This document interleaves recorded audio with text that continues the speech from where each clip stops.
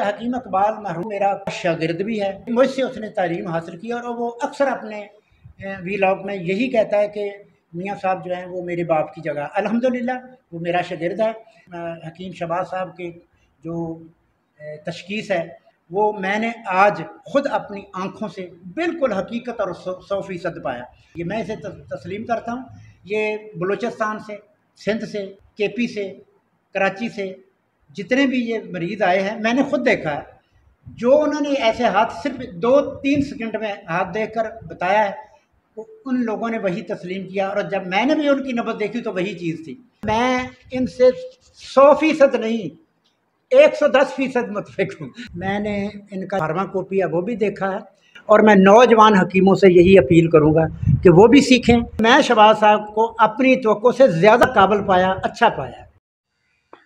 बिस्मिल्लाहिर्रहमानिर्रहीम। प्यारे भाई और बहनों, अस्सलाम वालेकुम वरहमतुल्लाहि वबरकातुहू। उम्मीद है कि आप सब खैरियत से होंगे। मैं हूं आपका मेज़बान हकीम शहबाज हुसैन नवान और आप इस वक्त देख रहे हैं Hakim Shahbaz herbal TV on YouTube. प्यारे भाई और बहनों, इस वक्त मेरे हाथों में भुई आमला बूटी है और आज मैं इसके अफ़ालो-सरात पर मुश्तमिल वीडियोज़ की एक सीरीज़ जो है वो रिकॉर्ड करवा रहा हूँ। इस बूटी की पहचान मैंने अलहदा वीडियो में करवा दी है।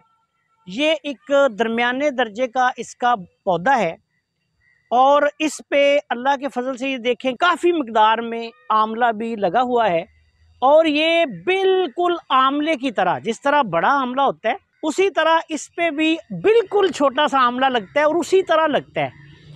तो इसको भुई आंवला कहा जाता है। इसके फ़वाइद जो हैं बहुत ज़्यादा हैं, आज मैं कुछ आपकी खिदमत में पेश करूंगा। इसको सबसे पहले भुई आंवला से यरकान, पीलिया या जिगर की खराबी का इलाज। जिगर के लिए ये एक बहुत ही गुणकारी पौधा होता है। आपने ऐसे करना है कि ये पूरा पौधा उखाड़ लें। ये याद रखें कि छोटे छोटे पौधे होते हैं, उसके बाद फिर ये बढ़ते हैं, बाज़ जगह पे छोटे छोटे भी रह जाते हैं। अगर नमी हो तो ये पौधे जो हैं बड़े हो जाते हैं। ये एक नमदार जगह से मैंने इसको उखाड़ा है। ये जड़ों समेत ये इस तरह इसकी जड़ें होती हैं और इस पे जो आंवला है वो साफ देखें, आपको भी नज़र आ रहा होगा कि ये आंवला लगा हुआ है और आंवले की तरह ही इसके पत्ते होते हैं। अब आपने इसका पूरा पौधा उखाड़ के उसको धो के साए में सुखा लेना है। उसके बाद इसका पाउडर बना लें। 100 ग्राम भुई आंवले का पाउडर ले लें। 100 ग्राम कूजा मिश्री ले लें। 100 ग्राम कूजा मिश्री लेके अगर किसी को कूजा मिश्री ना मिले तो वो चीनी या शक्कर भी डाल सकता है। तो इसका पाउडर बना लें। 1 चम्मच दिन में 3 दफ़ा खाना खाने से आधा घंटा पहले कच्ची लस्सी के साथ या पानी के साथ इस्तेमाल करें।